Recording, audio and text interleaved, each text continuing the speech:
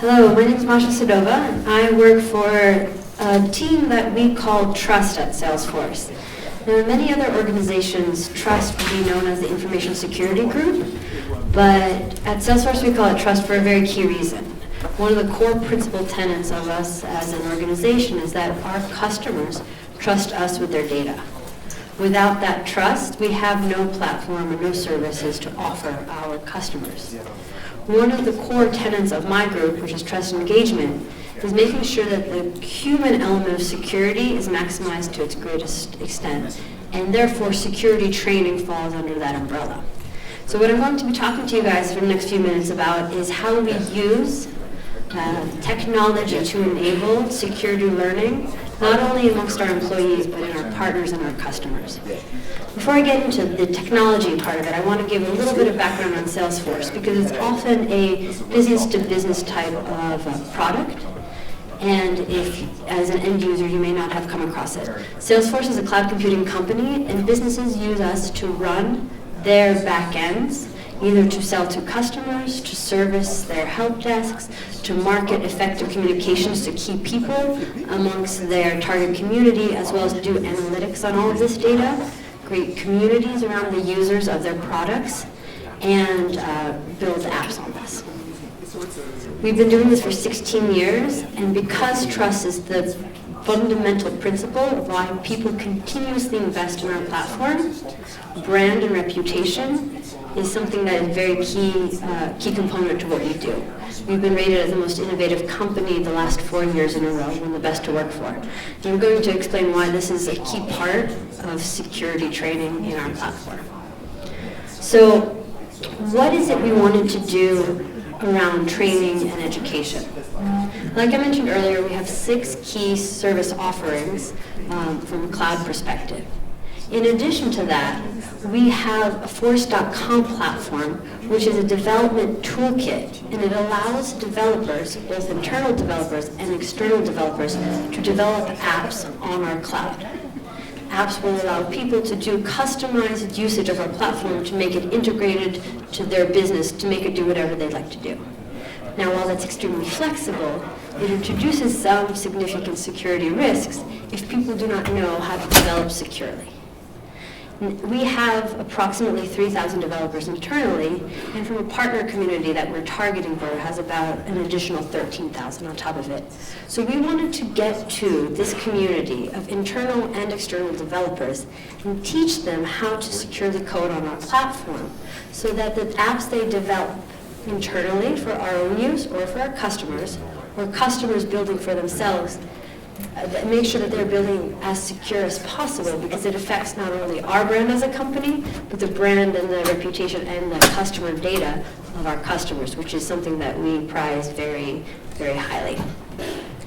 So we wanted to make sure that we were able to effectively communicate the top vulnerabilities in coding on this platform, as well as making sure they understood not only how to fix them, we wanted to teach them right behaviors from the very beginning. How do you code effectively? We wanted to give students an opportunity to exercise these exploits hands-on, and making sure that it's not a theoretical exercise. And finally, an opportunity to see it live and to retest it and validate it so they understand what it looks and feels like in an actual Salesforce instance. So this was the technological challenge and security learning challenge that we wanted to get to a pretty large scale. And when I say large scale, I mean large scale. So we have employees in 16,000 employees in over 60 cities in 24 different countries. Language is another aspect of this. We have over 150,000 customers. We also have an extremely dynamic platform. We as a company release 3 times a year. Each release has over 200 different features. The last one we did has 225. Sometimes it's as high as 300 different features. So the things that we are constantly training on is an evolving target. Not only that, security as a landscape is not static either. When you've opened up the newspaper, you'll see that the threats that are evolving are constant, whether or not it's a breach on Sony, or it's the Heartbleed vulnerability, or some hacker has been able to exploit SSL. There's a variety of different things that are constantly being added to this landscape that we have to incorporate into the things that we teach to a pretty diverse set of people. Finally, our developers internally are not paid to take security training as part of their job. This is an additive section to the main focus of the job, which is to produce top quality features. And given that security is a part of quality, it is not the only part of their quality. So we have to make sure that this learning experience is as integrated and seamless into their job as possible. Pulling developers out on a regular basis to take security training is not feasible for the speed at which our company runs. So we started looking at opportunities of addressing these issues. So we came across EdCast, and I'm going to say the M-word, MOOCs, because we saw that it addressed a lot of the core issues that we wanted to. One of the very interesting things I found when I started looking at Developer's Day is that they spend time coding, and then they spend time compiling and building their code, which gives them downtime. They can't code while their code is being compiled. For our very large platform, that can be anywhere between half an hour to an hour. That means if I can create training in bite-sized sections, no more than an hour, I have that attention from my developers. Now, if I can make it relevant to their job, make them understand why this is something that is critical to the next set of code they're going to touch, it is in their best interest. Because it is a lot cheaper for them to not make the mistake the first time than have to make it, test it, find out about it, and then retest it, fix it, and then retest it. So it is in their best interest to learn about it, as long as I show them examples that is identical to the platform they're building in. Not a theoretical textbook example of what this vulnerability could potentially look like. But there it is in your code, and this is what I need you to do differently.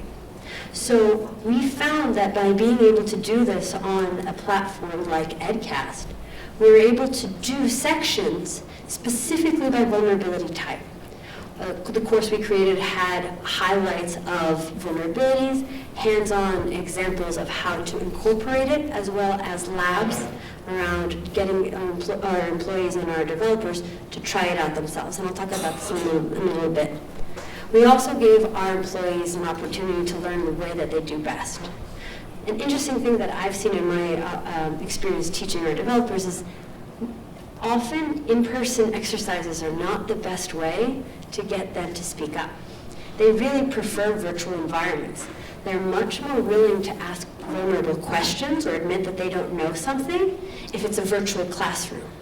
So the type of interactivity we've been getting on a virtual classroom with an opportunity for Hangouts or Google Chats has been much more impressive and much more dynamic than we had when we pulled a whole bunch of developers into a room and sat them in front of a knowledgeable professor, a knowledgeable product security engineer who talked at them at length. And also, as this room is well aware, very key concepts sometimes take several times to repeat, and you need to reference it when you need it in the moment. So having a course like this that is up to date and relevant not only is a one-time learning experience, but becomes a reference point for our developers as they continue to develop code and may come across issues that they didn't have when they first took the course. And an interesting thing that we've also seen is that there's a peer mentoring aspect of it. We have only one instructional designer on my team, who is Kyle Watson in the back end, is a critical component of being able to run this program. But how do we scale us to all of these developers worldwide? And as you guys are well familiar with this, a platform like this lets peers answer their questions much more effectively than we could get to them as well. Finally, mobile. Our developers like being able to pull this up on their mobile device. We are a mobile-first company, and one of our internal mantras is be able to run your business from your phone. So if our training is not able to run from a phone, our employees, it doesn't resonate with them. Because the times that you'll get off is when you're waiting for the bus or the BART, or you're waiting on a flight, and that's when your consumable bits of information is actually going to be learned. And it was an eye-opening thing, and unless you can have content that is consumable during transportation, you're going to get less amount of enthusiastic consumers as you would in a traditional, as compared to a traditional LMS. So what we ended up building was a platform that we call Trust Academy. This is our private instance of EdCast built internally for Salesforce. And the course that we built on this is one of the many courses we have on there now. It's called Force.com Security Essentials. And as I mentioned earlier, it's how-to content that goes through these key vulnerabilities that we want our developers to know, as well as a virtualization engine that spins up a unique instance of a vulnerable Salesforce application, purposefully vulnerable because it was coded improperly with that intent, so that each developer can see the code on the back end as it was programmed wrong. Then they can go in and fix it themselves, retest it, rerun it, and see how it correctly works. So we've paired a very dynamic educational platform with a couple of other really unique platforms, including one to do ability to do sandbox vulnerable environments to actually do hands-on testing, as well as a virtual lab environment where it's essentially Google Docs of coding, where both peers can code the same code at the same time, or an instructor and a student can work on the same piece of code at the same time. So this was a collaboration of 4 subject matter experts of our product security engineers and 1 instructional designer. And we've put together a very robust course that we are rolling out internally, and then with a flip of a button are going to open this up to our partners and to our customers. And it's incredibly easy, actually relatively seamless in fact, to be able to offer the internal content that we've created for ourselves to our partners and to our customers, because they're going to effectively use this to drive better secure apps in their environments as well. And as we continue going forward with this, our intention is to develop similar types of courses for different security platforms, different languages on our platform. And additionally, we also want to make sure that our partners and our ecosystems are getting the type of knowledge and training that they need. And so we're creating feedback loops around additional types of content. One final thing that I really enjoy about Trust Academy is that it shortens the gap between our subject matter experts and the people who need to know it. So I'll give you an example. A developer recently finds a very critical bug and figures out how to fix it. This is a set of knowledge that we would like our developers worldwide to know. We sit down in a room across from him with a GoPro camera on a stick and say, walk us through this on a whiteboard. And it's not a high-end production.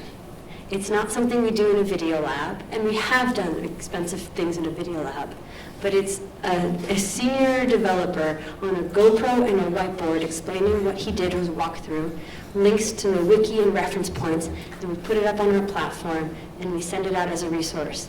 And now people can reference this in a way that they've never been able to do in our traditional learning management system. So we've shortened the gap between the people who have the knowledge and the people who need to know the knowledge. And we can do this effectively, quickly, and at scale. I want to just give you a quick video of what this looks like if it'll work. No? All right, this might be a moot point. All right, so I guess the demo gods are not in my favor, and with that, I'll turn it over to the next presenter. Thank you very much.